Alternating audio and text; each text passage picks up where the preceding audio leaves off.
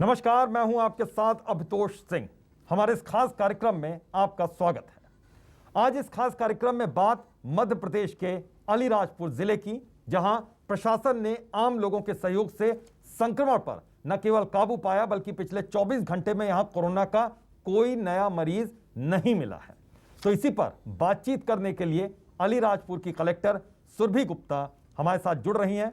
आज वो बताएंगी कि कैसे जिले में मुस्तैदी के साथ उन्होंने काम किया और कैसे 24 घंटे काम करने का नतीजा यह हुआ कि पिछले 24 घंटे के भीतर वहां पर कोई भी कोरोना पॉजिटिव पेशेंट नहीं मिला है। तो बहुत बहुत स्वागत है सुरभि गुप्ता जी आपका। मैम, सबसे पहले आपसे यही समझना चाहेंगे वो कौन सा मॉडल अपनाया, किस तरीके से आपने काम किया वहां पर कि आज ये स्थिति है कि संक्रमण बहुत हद तक खत्म हो रहा है। अलीराजपुर जिले की अगर हम बात करें तो हमारे यहाँ पर कोरोना संक्रमण के केसेस में वृद्धि जो शुरू हुई थी वो 10 अप्रैल के आसपास बहुत तेज गति से अचानक से वृद्धि होना शुरू हुई थी जी। इसको देखते हुए सबसे पहले तो हमारे यहाँ जो जिला स्तर के जो क्राइसिस मैनेजमेंट ग्रुप है, हम लोगों ने उनके साथ बातचीत करी, उनके साथ मीटिंग करी और तत्काल यह निर्णय लिया कि हमारे जिले में कोरोना कर्फ्यू लगाना अब आवश्यक हो गया है। और मेरे ख्याल से ये जो कोरोना कर्फ्यू लगाया गया ये बहुत कारगर साबित हुआ कोरोना संक्रमण की चेन तोड़ने में, क्योंकि सभी ने जिले में इसको स्वीकार किया और सख्ती से हमारे यहाँ कोरोना कर्फ्यू का पालन हुआ, जिसकी वजह से हमारे यहाँ केसेस में एक टाइम के बाद फिर कमी आई। जो हमारा एक कंसर्न था वो ये था कि हमारे यहाँ केसेस में जो वृद्धि हुई थी इस वर्ष पिछले वर्ष की तुलना में उसका पैटर्न इस सेंस में डिफरेंट था कि पिछले वर्ष जो केसेस आ रहे थे वो शहरी क्षेत्र तक ही सीमित थे, बट इस बार जो हमारे केसेस में वृद्धि हुई तो ये देखने में आया कि ग्रामीण क्षेत्र में भी कई केसेस आ रहे हैं। इनफैक्ट अगर हम पीक की बात करें तो पीक के समय जो हमारे यहाँ लगभग 150 के आसपास गाँव में भी केसेस थे, तो ये एक बहुत बड़ा चैलेंज था। इसको देखते हुए हमारे जिले में मध्य प्रदेश शासन के निर्देश अनुसार किल कोरोना 2 का अभियान चलाया गया था। किल कोरोना 2 का अभियान में बेसिकली हमारे यहाँ हर गांव में टीम्स बना करके जो हमारी आंगनवाड़ी कार्यकर्ता है, हम उनके साथ में सहायिका, आशा कार्यकर्ता, टीचर्स, इन सभी लोगों का टीम्स बना करके घर घर में सर्वे किया गया ताकि हमें ये पता चल सके कि किस जगह कौन से लोग ऐसे हैं जो सर्दी बुखार से पीड़ित है, क्योंकि गांव में कई बार ये देखने में आता है कि लोग नॉर्मली सर्दी बुखार को सामान्य सर्दी बुखार समझकर आते नहीं है अस्पताल में। तो इस शंका को और या इस संभावना को देखते हुए घर घर में हमारे ग्रामीण क्षेत्रों में सर्वे किया गया और इस सर्वे का बहुत बड़ा योगदान रहा हमारे यहाँ पर चेन को तोड़ने में, क्योंकि इससे हमको ग्रामीण क्षेत्रों में केसेस को आइडेंटिफाई करने में बहुत सहायता मिली। किल कोरोना 2 अभियान के तर्ज पे ही हमारे जिले में वीकली सर्वे किया गया। उसके पश्चात हर हफ्ते में इस प्रकार का सर्वे कंडक्ट किया गया ताकि जहाँ पर भी ऐसे केसेस होने की संभावना है वहाँ पे केसेस की त्वरित गति से हम पहचान कर सकें। तो सर्वे के बेसिकली सर्वे के लिए जो हमारी टीम्स जाती थी वो एक शॉर्टलिस्टिंग करती थी और इन शॉर्टलिस्टेड जो हमारे लोग हैं उनकी सैंपलिंग के लिए फिर हम लोगों ने जिले स्तर पर 12 हमारी मोबाइल मॉनिटरिंग यूनिट जो है उनके साथ में लैब टेक्नीशियंस की टीम्स हमने कॉन्स्टिट्यूट कर रखी थी, जो कि ग्रामीण क्षेत्रों में जाकर घर पर ही मरीजों का जो संभावित मरीजों है का सैंपल कलेक्ट करते थे, क्योंकि कई बार फीवर क्लिनिक्स पे लोगों को लाना मुश्किल होता था तो घर जाकर ही हम सैंपल कलेक्शन कर लेते थे। तो ये एक इम्पोर्टेंट पॉइंट था हमारी स्ट्रैटेजी का। और नेक्स्ट जो पॉइंट था कि जो इस सर्वे और सैंपलिंग के आधार पे जो लोग आइडेंटिफाई होते थे उनका ट्रीटमेंट, जो कि सबसे महत्वपूर्ण है, और साथ में उनसे अन्य लोगों को संक्रमण होने से रोकना, ये बहुत महत्वपूर्ण काम था। तो हमारे जिले के परिदृश्य को देखते हुए हम लोगों ने ये डिसाइड किया था कि यहाँ पर हम सभी का ट्रीटमेंट जो है वो इंस्टीट्यूशनल फैसिलिटीज में करेंगे। हम लोगों ने होम आइसोलेशन बहुत विशेष परिस्थितियों में यहाँ पर अलाउ किया था और शेष सभी लोगों को हम लोगों ने ट्रीटमेंट जो है वो अपने कोविड केयर सेंटर या अगर आवश्यकता पड़ने पे हमारे डीसीएचसी अस्पताल में उनको ट्रीटमेंट प्रोवाइड करा। इसके लिए हमारे यहाँ पर 6 कोविड केयर सेंटर्स की स्थापना की गई थी, जिसकी कैपेसिटी जो है वो लगभग 670 की कैपेसिटी थी और जब पीक का समय था तो ऑलमोस्ट ये हमारे कोविड केयर सेंटर्स भरे हुए थे। आज इनकी हमें आवश्यकता नहीं है क्योंकि वर्तमान में हमारे यहाँ एक्टिव केसेस केवल 15 ही बचे हुए हैं। जी, इसके अतिरिक्त जो सबसे महत्वपूर्ण होता है किसी भी इस प्रकार की परिस्थिति में, मॉनिटरिंग हर चीज की बहुत महत्वपूर्ण होती है। तो मॉनिटरिंग के लिए हम लोगों ने जिला स्तर पर एक कोविड नर्व सेंटर की स्थापना करी थी। कोविड नर्व सेंटर में बेसिकली अलग अलग टीम्स थी जिनको विशेष दायित्व सौंपे गए थे। फॉर एग्जाम्पल एक टीम जो थी उनकी ये जिम्मेदारी थी कि जो सैम्पलिंग टीम, जिनको हर दिन हम यहाँ से बताते थे सर्वे के आधार पे कि उन्हें कहाँ विजिट करके कहाँ सैम्पलिंग करनी है, उस टारगेट के अनुसार उनके द्वारा सैंपल किया गया कि नहीं, उसमें उन्हें कोई कठिनाई तो नहीं आ रही, फील्ड से कोई कोऑर्डिनेशन का इश्यूज हो तो उसको रिजॉल्व करवाना, ये एक जिम्मेदारी होती थी।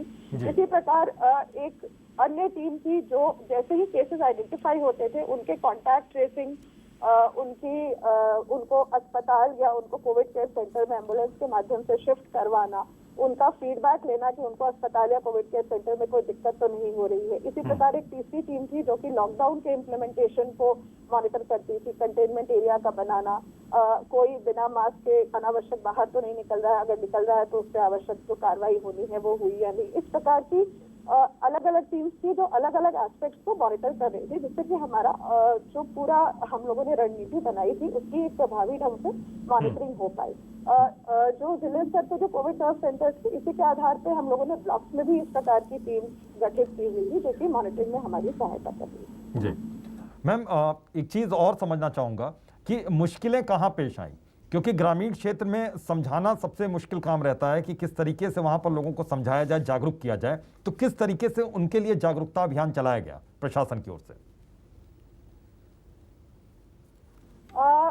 मुश्किलें तो ये बात सही है, ग्रामीण क्षेत्रों में थोड़ा सा लोगों को समझाने में कठिनाई शुरुआत में जरूर आई थी, क्योंकि इसका एक कारण यह भी था कि पिछली बार ग्रामीण क्षेत्रों में सामान्यतः कोरोना का असर नहीं रहा था। तो एक वजह वो भी रही कि शुरुआत में थोड़ी सी परेशानी आई। शुरुआत में यह भी होता था कि सैंपलिंग करने हमारी टीम्स जाती थी तो लोगों को लगता था कि ये क्यों आए हैं, इस प्रकार के इश्यूज आते थे। बट हमारे यहाँ पर 2-3 चीजें बहुत महत्वपूर्ण की गई। एक तो प्रचार प्रसार के लिए बहुत सारे कदम उठाए गए। यहाँ के जो लोकल लैंग्वेजेस हैं, लोकल लैंग्वेज में उनके लिए ऑडियोस बना करके उसको सर्कुलेट किए गए। यहाँ पे जो गणमान्य लोग हैं, जो हमारे जनप्रतिनिधिगण हैं, उनसे लगातार अपील्स करवाई गई। और गांव में हमारे जो सरपंच होते हैं, पटेल होते हैं, तड़वी होते हैं और इनके साथ साथ में जो अन्य गणमान्य लोग होते हैं जो गांव में जिनकी बात सामान्यतः लोग सुनते हैं, उनके माध्यम से अपील्स की गई कि इस प्रकार के सर्दी खांसी बुखार के किसी भी तरीके के लक्षण आते हैं तो तत्काल वो फीवर क्लिनिक पे विजिट करें, या अगर टीम्स आती हैं सैंपल लेने के लिए तो उनका सहयोग करके सैंपल दें। इसके अलावा जो जन अभियान परिषद के माध्यम से कोरोना वॉलंटियर्स की नियुक्ति की गई थी, कोरोना वॉलंटियर्स ने भी कई जगह पे बहुत अच्छा काम किया और जहाँ पर पहले लोग सैंपल देने नहीं आते थे वहाँ पर वो आगे बढ़कर अपनी सैंपलिंग में सहयोग करने लगे। जी मैम, ग्रामीण क्षेत्रों में किस तरीके से क्वारंटीन सेंटर्स बनाए गए या कोविड सेंटर बनाए गए और कैसे कोविड सेंटर में लोगों को लाया गया, क्योंकि घर से निकलने में उनको बड़ी परेशानी थी। उनको डर शायद इस बात का था कि हॉस्पिटल्स वो जाएंगे तो शायद मुश्किलें उनकी बढ़ेंगी, तो ऐसे उन्हें कैसे समझाया गया? ये बात सही है कि शुरुआत में हमें यह दिक्कत आई कि गांव से लोग अस्पताल या कोविड केयर सेंटर्स तक नहीं आना चाह रहे थे, परंतु इसमें भी हमारी जैसे मैंने बताया कि कोविड नर्व सेंटर हमारा बना हुआ था और हमारी ग्राम स्तर पे भी टीम्स लगातार काम कर रही थी। तो एक तो इनको लगातार इनकी काउंसलिंग करके, और हमारे जैसे कोई पेशेंट कोई आइडेंटिफाई होते थे और अगर वो कोविड केयर सेंटर पे आने से मना करते थे तो हमारी टीम, हमारे एसडीएम, तहसीलदार, हमारी ग्राम स्तर की टीम्स उनको विजिट करती थी, उनके घर पे जाती थी, एम्बुलेंस हम लेकर के जाते थे और वहाँ पे उनको पूरी व्यवस्थाएं जो है उसके बारे में बताते थे कि कोविड केयर सेंटर पे दवाइयों की प्रॉपर व्यवस्था है और खाने पीने की निःशुल्क व्यवस्था है और पूरे 24 घंटे वहाँ पर स्टाफ रहेंगे। इसके साथ साथ भी योगा और बाकी चीजों की भी हम लोगों ने वहाँ पर व्यवस्था करी थी। तो इस बारे में पूरी समझाइश देते थे, तो उसके बाद धीरे धीरे लोग मान जाते थे। और शुरुआत में थोड़ी सी कठिनाई हुई, लेकिन जैसे जैसे लोगों को व्यवस्थाओं के बारे में जानकारी मिलने लगी तो धीरे धीरे वो रेजिस्टेंस भी कम हुआ। बिल्कुल मैम, जब दूसरी वेव आई है तो क्या शुरुआती दौर में यहाँ पर भी ऑक्सीजन की किल्लत से लोगों को जूझना पड़ा था? क्या कुछ इस तरीके की दिक्कतें थी या फिर शुरुआत से ही प्रशासन ने पूरी कमर कस ली थी कि किसी भी तरीके से यहाँ परेशानी किसी के सामने आएगी नहीं, चाहे रेमडेसिविर इंजेक्शन की बात हो या ऑक्सीजन की बात हो? एक्चुअली ऑक्सीजन की क्राइसिस तो मैं नहीं कहूंगी, लेकिन हाँ अचानक से हमारे यहाँ डिमांड में वृद्धि जरूर हुई थी, क्योंकि केसेस बहुत अचानक से बढ़े थे। और चूंकि एक समय पे ऐसा था जब बेड अवेलेबिलिटी एक इशू था, तो सामान्यतः जो हमारे अस्पताल में जिस प्रकार के केसेस का इलाज नहीं किया जाता है, ऐसे कॉम्प्लिकेटेड केसेस भी हमारे यहाँ आए। और हमारे जो डॉक्टर्स हैं उन्होंने अपनी पूरी मेहनत से उन केसेस में भी अपना पूरा योगदान दिया, उन केसेस को ट्रीट किया। और उनमें से कई कॉम्प्लिकेटेड केसेस में भी लोग स्वस्थ होकर हमारे जिला अस्पताल से घर गए।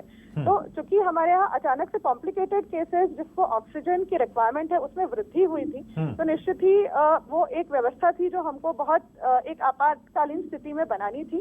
बट मैं ये कहूंगी कि जो शासन के द्वारा जो प्लानिंग की गई और हमारे वरिष्ठ अधिकारियों के सहयोग और मार्गदर्शन से ऐसी कोई स्थिति उत्पन्न कभी नहीं हुई जब ऑक्सीजन की किल्लत की वजह से कोई अप्रिय घटना हो।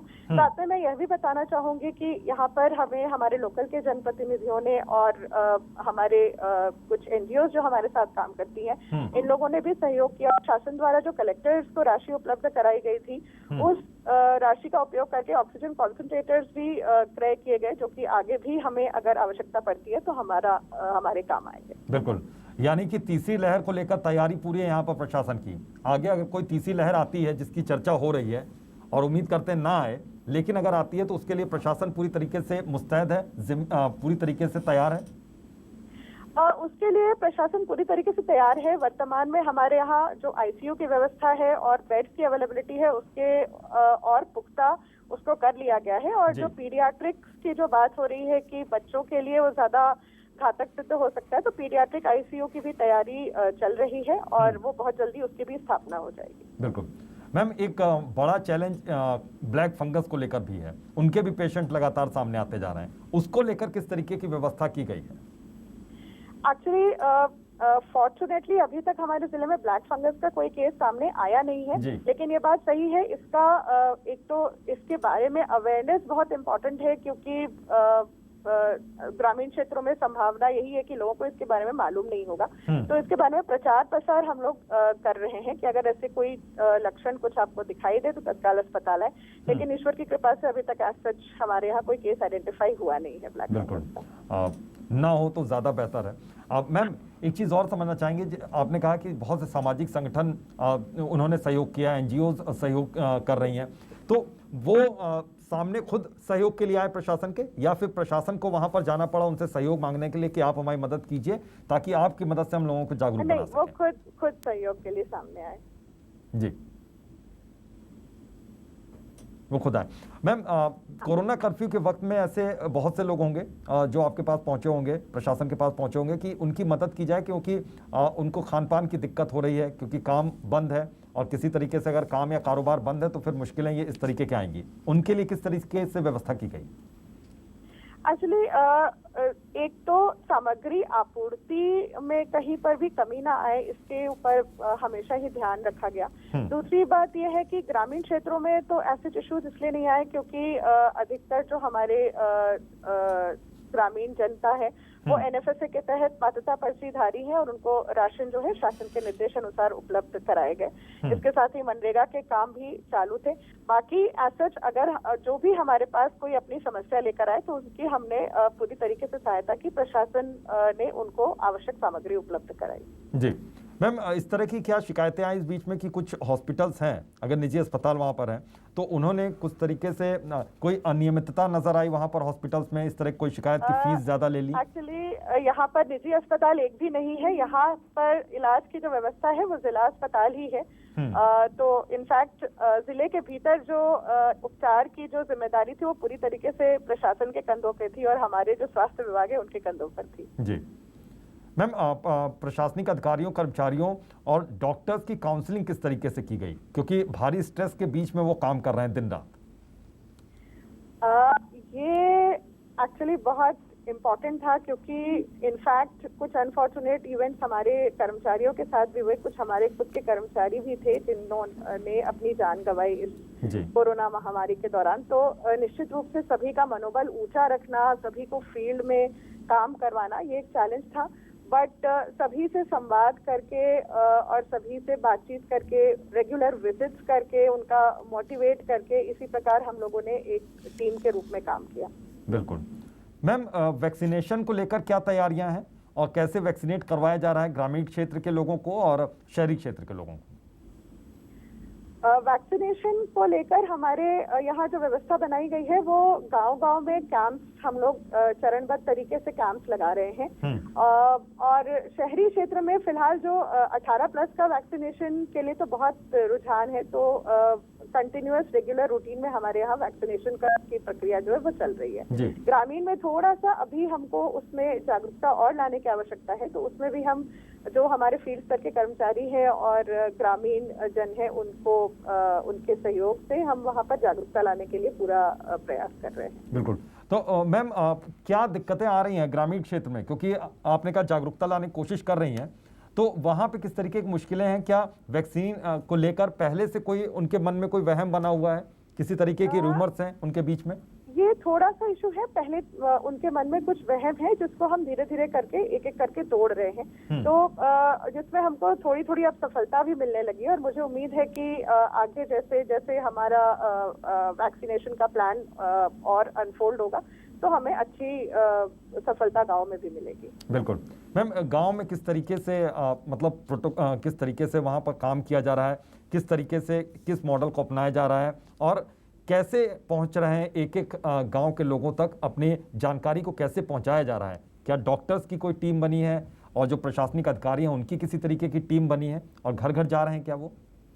एक तो जो गांव में जो अभी क्राइसिस मैनेजमेंट के जो ग्रुप्स गठित किए गए हैं वो एक बहुत अहम भूमिका निभा रहे हैं, क्योंकि पहले हमारे जो फील्ड स्तर के जो शासकीय कर्मचारी हैं वो जा रहे थे, बट उनका जितना प्रभाव था उससे कहीं ज्यादा प्रभावशाली जो एफर्ट्स है वो हो रहा है जब हमारे क्राइसिस मैनेजमेंट के ग्रुप के सदस्य जो कि गांव के लोग हमारे कर्मचारियों के साथ लोगों से बातचीत कर रहे हैं और गांव को में अलग अलग बातों पे लोगों को समझाइश भी दे रहे हैं, उनसे चर्चा भी कर रहे हैं। मतलब चूंकि अब अनलॉक की भी एक प्रक्रिया शुरू हो गई है, तो एक वो भी इम्पोर्टेंट है कि सोशल डिस्टेंसिंग का पालन कराना और गांव में भी लोग जो है वो बाहर निकले तो मास्क लगाएं और अपने घरों में साफ सफाई रखें। इस प्रकार की जो इम्पोर्टेंट बातें हैं उस पे भी जो ये क्राइसिस मैनेजमेंट के ग्रुप्स हैं ये लोग समझाइश भी दे रहे हैं और गांव में बातचीत करके जागरूकता ला रहे हैं। बिल्कुल मैम, शुरुआत में कितना मुश्किल रहा ये जागरूक करना गांव के लोगों को, क्योंकि आपने कहा कि कोरोना नियम जैसे कि मास्क पहनिए, सोशल डिस्टेंसिंग, ये सब समझाना बड़ा मुश्किल रहा होगा। वहां की जो स्थिति बिगड़ती देख क्या ग्रामीण खुद भी फिर सहयोग के लिए सामने आ गए या फिर प्रशासन को बहुत ज्यादा कोशिश करनी पड़ी? शुरुआत में मुश्किल था, लेकिन हाँ ये बात सही है, जैसे जैसे कोरोना के संक्रमण के केसेस गांव में सामने आए उसके देखकर गांव में खुद में भी ये जागरूकता आई और उन्होंने खुद से भी ये निर्णय लिया कि गांव के बाहर नहीं जाएंगे या घर के बाहर बिल्कुल आवश्यक होने पर ही निकलेंगे।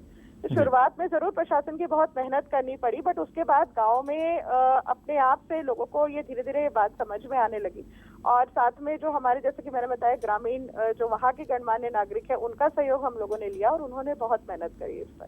बिल्कुल मैम, फर्स्ट फेज भी आया और फिर सेकेंड फेज आया, कितना बड़ा अंतर रहा, कितनी बड़ी मुश्किल रही सेकेंड फेज में संभालने में? एक्चुअली सेकेंड फेज को देखने के बाद ये लग रहा था कि फर्स्ट फेज तो केवल ट्रेलर सा था।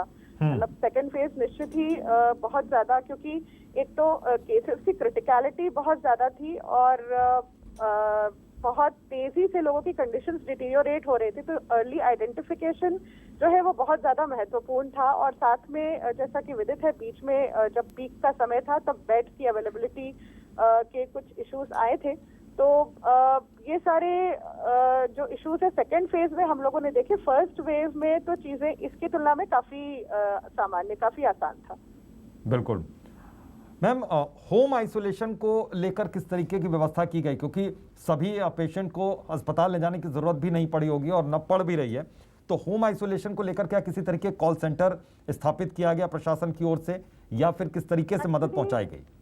जैसा कि मैंने बताया, एक हमारे यहाँ होम आइसोलेशन हालांकि हम लोगों ने बहुत सीमित केसेस में ही अलाउ किया था, क्योंकि बहुत सारे रीजंस थे इसके। नंबर एक ये था कि हमारे यहाँ जो केसेस आए थे वो 20 to 40 वाले एज ग्रुप में ज्यादा आए थे, तो इनको थोड़ा सा घर पे रहने में के लिए कन्विंस करना मुश्किल होता है। दूसरी चीज, खान पान जो एज पर प्रोटोकॉल हो या सही तरीके से खान पान हो, दवाइयाँ समय पर लोग ले, ये सब बातें हैं जो सुनिश्चित करना जरूरी था और संक्रमण की चेन भी तोड़ना था। तो इसलिए हमें यहाँ पर यह बेहतर लगा कि हम इंस्टीट्यूशनल आइसोलेशन ही करें लोगों का। बट जिनको भी हमने होम आइसोलेशन में रखा उनके लिए एक district Covid command control centre जो शासन के निर्देश अनुसार स्थापित किए गए थे, जहां से दिन में 2 बार हमारी जो टीम है वो लोगों को कॉल करती थी, उनका temperature, blood pressure, oxygen saturation वो उनसे पता करती थी और उनको आवश्यक समझाइश देती थी। साथ ही मेडिसिन किट्स का जो डिस्ट्रीब्यूशन है वो शासन के निर्देश अनुसार कराया गया। मैम, किल कोरोना अभियान चलाया गया वहां पर और कोरोना कर्फ्यू की स्थिति भी रही, लेकिन चूंकि दूसरे राज्य से सटा हुआ ये इलाका है, तो ऐसे में किस तरीके से आवाजाही पर पाबंदी लगाई, किस तरीके से कड़ाई बरती गई ताकि इसको काबू किया जा सके? शुरुआत कितनी मुश्किल रही? शुरुआत में लोगों को थोड़ा सा ये समझाना मुश्किल रहा कि आना जाना बिल्कुल आवश्यक परिस्थितियों में ही किया जाए, क्योंकि ये बात सही है, ये दूसरे जो बॉर्डर के जो जिले हैं जो हमारे गुजरात स्टेट लगा हुआ है, कई लोग हैं जिनके आधी रिश्तेदारियां या उनके घर उस तरफ भी रहते हैं, तो एक सामान्य तरीके से लोग आना जाना करते थे। बट एक चीज हमने ये किया कि जो हमारे बॉर्डर के चेक पॉइंट्स है उसमें हमने टीम्स लगाई जो कि उनका स्क्रीनिंग करते थे, थर्मल स्कैनिंग और ऑक्सीजन सैचुरेशन चेक करना और साथ में उनके पूरे डिटेल्स नोट करना। और जब केसेस में हमें वृद्धि होती दिखाई दी तो फिर हमने वहां पर कोरोना फ्री का सर्टिफिकेट कंपलसरी किया, और अगर वो सर्टिफिकेट लेके कोई नहीं आ रहा था तो फिर हम वहां पर उनका स्पॉट पर रैपिड एंटीजन टेस्टिंग भी कर रहे थे। बिल्कुल। तो और इन प्रयासों के फलस्वरूप धीरे धीरे लोगों को का आना जाना अपने आप से थोड़ा सीमित हो गया। जी मैम, अनलॉक को लेकर क्या तैयारियां हैं? क्या अनलॉक को लेकर ये हमारा एक्चुअली दूसरा सप्ताह है। पिछले हफ्ते भी चूंकि हमारे यहाँ सिंगल डिजिट में काफी दिनों से केसेस आ रहे हैं, तो पिछले हफ्ते मध्य प्रदेश के 5 जिले जहाँ पर अनलॉक शुरू किया गया था उसमें अलीराजपुर भी एक है। पिछले हफ्ते से हमने कुछ आवश्यक गतिविधियों में ढील दी थी जो कि एसेंशियली कृषि से रिलेटेड था, और इस हफ्ते से और भी हमने दुकानें, जूते, चप्पल, कपड़े, इस प्रकार की कई सारी दुकानें खोल दी है और कई सारी आर्थिक गतिविधियां ग्रामीण और शहरी क्षेत्र दोनों में शुरू हो गई है। जो मेन हमारी तैयारियां हैं वो हमारी टीम्स को पूरा फोकस इस समय ये है कि लोग मास्क जरूर लगाएं और सैनिटाइजेशन बराबर होता रहे हमारे ग्रामीण और शहरी क्षेत्रों में, स्पेशली जो मुख्य जो शहर के बाजारी इलाके हैं या जो कस्बे हैं जहां पर बड़ी संख्या में भीड़ भाड़ इकट्ठा होती है, इन एरियाज में सैनिटाइजेशन रेगुलरली होता रहे और मास्क लगाएं। मास्क का ये जरूर मैं कहूंगी कि शुरुआत में जहां हमको लोगों को बहुत ज्यादा समझाना पड़ता था, अब ये देखने में आ रहा है कि अधिकतर लोग मास्क लगाकर ही अपने घरों से बाहर निकल रहे हैं। बिल्कुल। और कुल मिलाकर के ये है कि भीड़ भाड़ एकत्रित ना हो किसी भी जगह पर और लोग बिना मास्क के ना निकले, इसके लिए हमारी टीम इंश्योर करने के लिए लगी हुई है। बिल्कुल। मैम, जाते जाते संदेश आप क्या देना चाहती हैं वहाँ के लोगों को, किस तरीके से वो सावधानी बरतें? संदेश में सभी को यही देना चाहूंगी कि यद्यपि अनलॉक की प्रक्रिया शुरू हो गई है, लेकिन आवश्यक होने पर ही घर से बाहर निकले और जब भी बाहर निकले मास्क लगाकर निकले, अपने हाथों को बार बार धोएं, सैनिटाइज करें और सबसे इम्पोर्टेंट टीका जरूर लगवाएं, क्योंकि कोरोना से टीका लगाना अति आवश्यक है और इसी टीके के बदौलत ही हम कोरोना पर अंतिम रूप से विजय पा सकते हैं। बिल्कुल मैम, बहुत बहुत शुक्रिया अपना कीमती वक्त देने के लिए। बहुत बहुत धन्यवाद। तो मैसेज ये सीधा सा है कि आप वैक्सीन लगवाइए, क्योंकि वैक्सीन ही है बचाव कोरोना से, और साथ ही साथ सावधानी बरतना न छोड़िए, क्योंकि अभी जंग लंबी है, लड़ाई लंबी है। बहरहाल आज के लिए इतना ही, दीजिए इजाजत, नमस्कार।